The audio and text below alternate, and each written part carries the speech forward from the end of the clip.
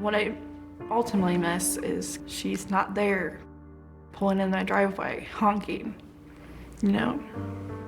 announcing that she's here.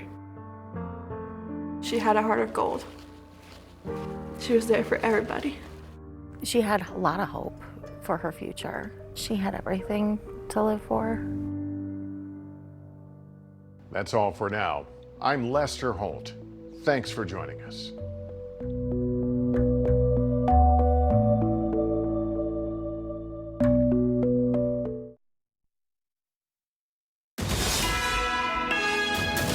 This is NBC4 News at 11.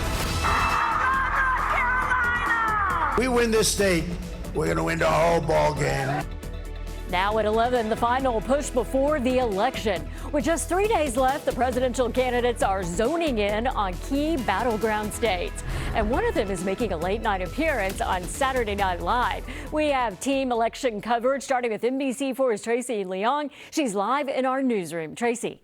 Yeah, and Kathy, political analysts say nearly half of the country voted early, with millions making their decision last month. But still, the candidates are spending the final days of the campaign making their final pitch to voters. And I'm just here to remind you, you got this. Vice President Kamala Harris making a surprise appearance on Saturday Night Live alongside the actress who portrays her, Maya Rudolph. Earlier in the day, Harris, along with former President Donald Trump, were campaigning in southern battleground states. Make no mistake, we will win. Let's make a prediction.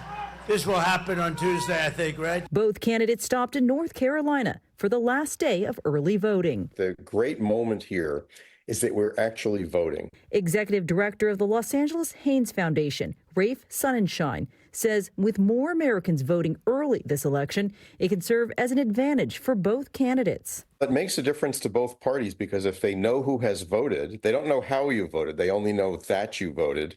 You don't have to be calling those people. So you can actually focus on the people who haven't voted. And that's actually good for both political parties. Making their closing arguments in the final weekend, with Trump also stopping in Virginia. We're going to win Virginia, you know that. We got to get out and vote. And Harris rallying supporters in Georgia. I don't believe that people who disagree with me are the enemy. He wants to put them in jail. I will give them a seat at the table.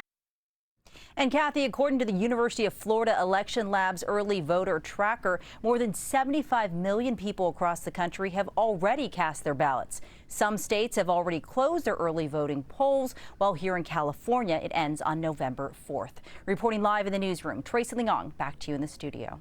Thank you, Tracy. The NBC4 team will be following both presidential candidates leading up to and on Election Day. Our political reporter, Conan Nolan, will be traveling to cover Vice President Kamala Harris, and Robert Kovacic will be on location to cover former President Donald Trump. We're also tracking dozens of local races and propositions. LA County officials opened more than 500 additional voting centers this weekend. NBC4's Amber Frias visited a few of them in the South Bay and has more on what voters need to know. Voters in the South Bay trickled in slowly today, but that's okay. There's still 3 more days to cast your vote. Voting centers will be open tomorrow and Monday from 10 a.m. to 7 p.m. And on Tuesday, they're open from 7 a.m. to 8 p.m. Voters, it's time to head to the polls and make your voices heard. Get out there and vote. And I can't stress that enough. As soon as possible. Across LA County alone, more than 600 polling stations are open this year, making it easier than ever to participate this election season. It's easy to do. If I could do it, anybody can do it. Expanded voting materials are also available in multiple languages, and volunteers are on hand to help with questions to ensure each voter, regardless of language, has what they need to participate. Many voters are already taking advantage, choosing to cast their vote ahead of Election Day. I just feel that I'm doing my part, whatever part that is, whether for or against or whatever, I'm having a say in the future. It puts me at ease because I know that this is my duty. It's something that needs to be done, and I couldn't rest until I got it done. I think in general, just to have the power to put in my opinion, is really valuable. And they're encouraging others to consider voting early, too. It's your